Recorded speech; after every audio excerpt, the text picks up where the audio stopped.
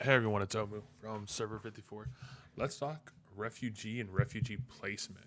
So, refugees are what you get for using refugee tickets inside the bar diploma. So, this is also a day two on the Versus or Alliance Tool initiative where I have a previous video where you can get into on how to spend them appropriately. Once you get them, this is where we start to use them. So let's talk about deploy first. When you deploy them, I still don't know if it's best to put the best on one lineup, if it's best to even them out, but I just throw them all in one to go through. However, there's a couple of these that are pretty big to look at. Even though the farms are beneficial, the residents, all this stuff to where you earn resource is pretty good. You really want to look at like the assaulter camp, the shooter camp, the refugee camp. They provide a training speed increase, which is phenomenal. The warehouses, this protects you from, again, if someone attacks your base, instead of stealing those resources, if you look in here, these add additional $61,000, 61,000 protection, and an extra million. And then your military center is for your unit cap, just how many more units you're allowed. Alliance center, this is your alliance help cap. What this one's really good for is how many people get to help you. Again, help you when you heal, it's 5 minute, lowers it, as well as also for construction. So emergency hospital, bookstore is one that I would say is super important.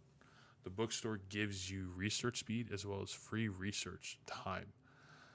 The second one to that one is the villa. Villa is the same thing, but it's for construction. Gives you free speed time as well as construction speed.